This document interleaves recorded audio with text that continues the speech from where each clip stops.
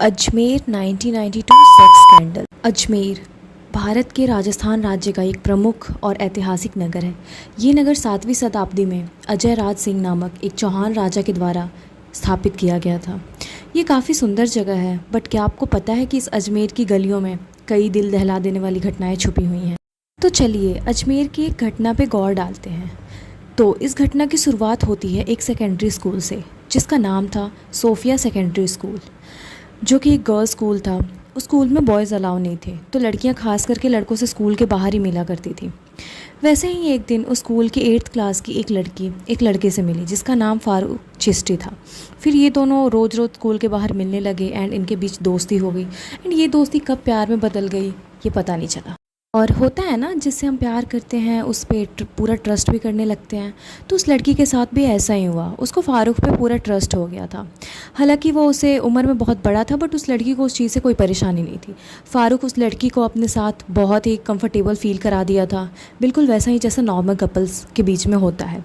धीरे धीरे चीज़ें और आगे बढ़ी एंड फ़ारूक ने उस लड़की को अपने फार्म हाउस पर बुलाया। अब फ़ारूक काफ़ी पैसे वाला था, उसकी उस टाइम पे पॉलिटिकल कनेक्शंस भी थे, तो उसने उस लड़की को डायरेक्ट अपने फार्म हाउस पे बुलाया। लड़की भी प्यार में पागल थी, तो वो चली गई। देन वहाँ पे दोनों ने बहुत बात की एंड दोनों के बीच में ऐसी बहुत कंफर्टेबल फील कराया फ़ारूक ने वहाँ पे भी उसे। एंड देन उसने लड़की को फ़िज़िकल के लिए मतलब बोला, तो लड़की भी मना नहीं कर पाई क्योंकि उसको उस पर बहुत ज़्यादा ट्रस्ट हो गया था। फिज़िकल होते टाइम फ़ारूक ने लड़की की कुछ गलत पिक्चर्स क्लिक कर ली और अब फ़ारूक का पूरा बिहेवियर बदल गया और वो लड़की को ब्लैकमेल करने लगा। एंड यहीं से शुरुआत हुई अजमेर 1992 सेक्स स्कैंडल की। वो लड़की को डराता और लड़की डर के मारे किसी को कुछ बता नहीं पाई, क्योंकि आप खुद ही सोचो 1992 में ये केस आया था मीडिया के पास। एंड ये स्कैंडल कम से कम उसके 3-4 साल पहले से चल रहा था, ठीक है। 3-4 साल बाद मीडिया के पास ये न्यूज़ आया। तो उस टाइम पे 1992 के भी टाइम पे कपल्स रिलेशनशिप या ये फ़िज़िकल कितनी बड़ी चीज़ थी। मतलब सोचो कि समाज में क्या हो जाएगा या नाम ख़राब हो जाएगा। तो इस सब चीज़ों की वजह से वो लड़की डर गई थी, ठीक है। तो उसने किसी को बताया नहीं। धीरे धीरे फ़ारूक की डिमांड बढ़ती गई। अब वो उस लड़की को दूसरी लड़कियों को बुलाने के लिए भी बोलने लगा कि तुम अपने साथ अपने दोस्त को भी लेके आओ। देन ये उनका भी रेप करता है एंड पिक्चर्स क्लिक करता है एंड उन्हें ब्लैकमेल करता है कि तुम भी अपने दोस्त को लेके आओ। तो ऐसे करते करते अब ये अकेले नहीं कर रहा था, इन सारे केसेस में इसके कुछ फ्रेंड्स भी शामिल हो गए थे, ठीक है। एंड ये लड़कियों को पिक्चर्स दिखा के ब्लैकमेल करके उनके साथ उनके लड़की दोस्त को भी बुलाते। ऐसे करके धीरे धीरे ये पूरा एक स्कैंडल बन गया था, जिसमें 100 से भी ऊपर लड़कियां स्टक हो चुकी थी। हालांकि ये 100 बहुत सारे आर्टिकल्स में 100 दिखाया गया है, बट बहुत सारी जगह पे 250 दिखाया गया है। उस स्कूल में कुछ अच्छे खासे पैसे वाले घर की लड़कियाँ ही पढ़ती थी एंड वो भी स्कैंडल का हिस्सा बन चुकी थी। एंड उन्होंने बस अपने इज्जत की वजह से एंड अपने रेपुटेशन की वजह से ये बात घर पे नहीं बताया। और आप जान के हैरान हो जाओगे कि इस स्कैंडल में बस 11 से 20 साल की लड़कियां शामिल थीं और उन पूरी 100 लड़कियों में से बस कुछ गिने चुने ही रिपोर्ट दर्ज हुए थे लास्ट में।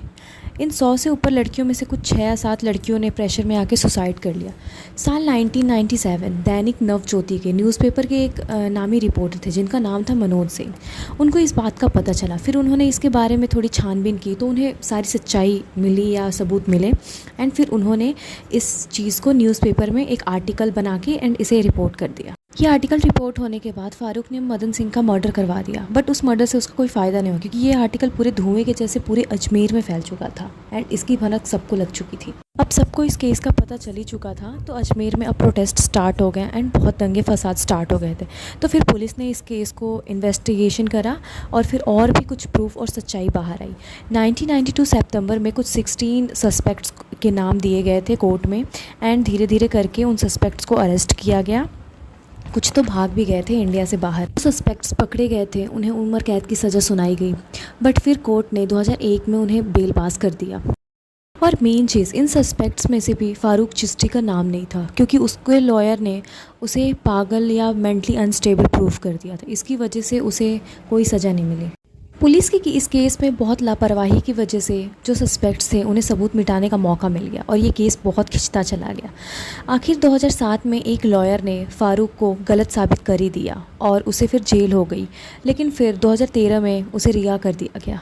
ये केस आज तक चलता आ रहा था। आज भी उन लड़कियों को कोर्ट जाना पड़ता था। एक बार तो एक लड़की ने कोर्ट में चिल्ला भी दिया कि I am a grand mother now, मुझे कब तक कोर्ट के चक्कर लगाने पड़ेंगे।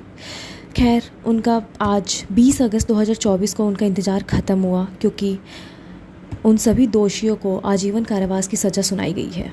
Thank you so much for watching my video. Please इसे लाइक करें एंड शेयर करें प्लीज़।